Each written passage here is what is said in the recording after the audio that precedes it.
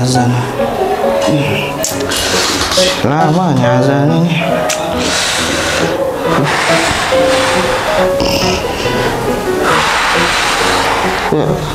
Assalamualaikum. Waalaikumsalam warahmatullahi wabarakatuh. Jangan tergoda, azan masih lama. Mending kita nonton kurma. Apa itu kurma? Kultum Ramadan MA Mu'alimat NWDI Pancor.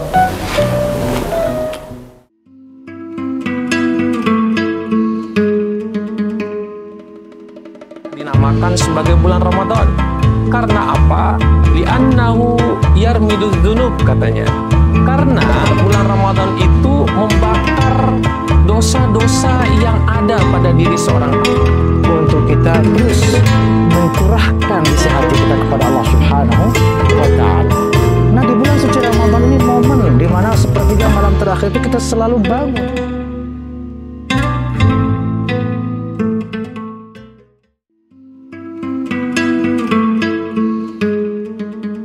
Bismillahirrahmanirrahim. Assalamualaikum warahmatullahi wabarakatuh.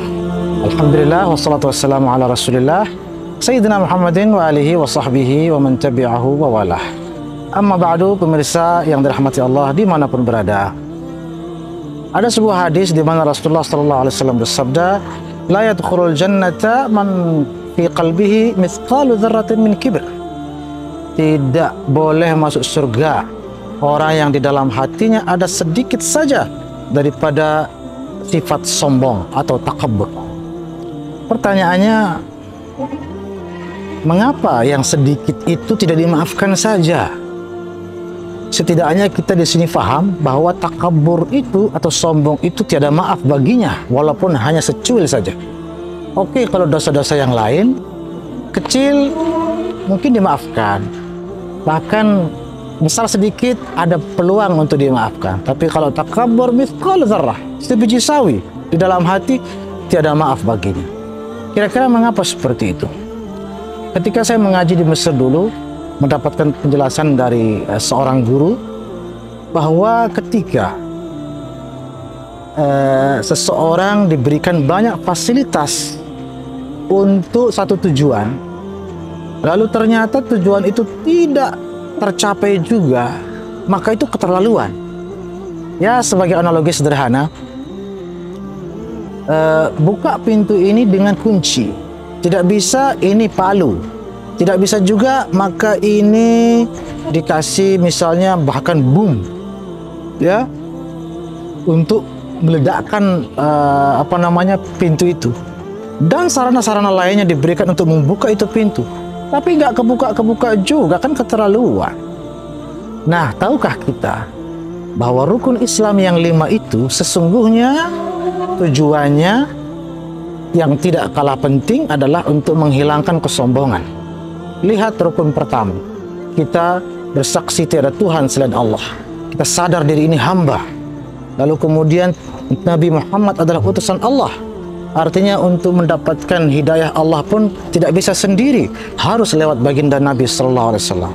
Supaya apa? Kita sadar diri dan hilang rasa sombong itu. Nggak mempan juga dikasih ibadah sholat, di mana kepala di saat sujud sejajar dengan kaki. Nggak hilang juga, terlaluan.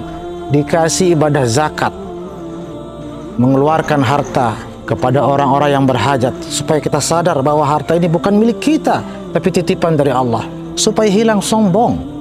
Nggak hilang juga dikasih puasa 30 hari tidak makan, supaya paling tidak, namanya orang lapar itu kan tindih, tidak sombong lah, supaya juga hilang rasa lapar.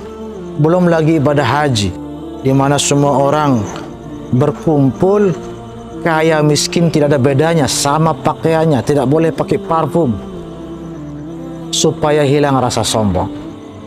Kalau tidak hilang-hilang sombongan itu dalam hati, sementara semua dan atau banyak sarana telah diberikan berupa ibadah-ibadah yang luar biasa, maka wajar ketika ada secuil saja tidak pantas masuk surga. Mudah-mudahan puasa di bulan suci betul-betul kita lakukan dengan kesungguhan hati, agar betul-betul hati ini pun menjadi bersih dari penyakit-penyakitnya yang berbahaya, terutama penyakit sombong, wal'iyadzubillah. Semoga bermanfaat. Wallahul muwaffiq wal hadi ila sabilir rasyad. Wassalamualaikum warahmatullahi wabarakatuh.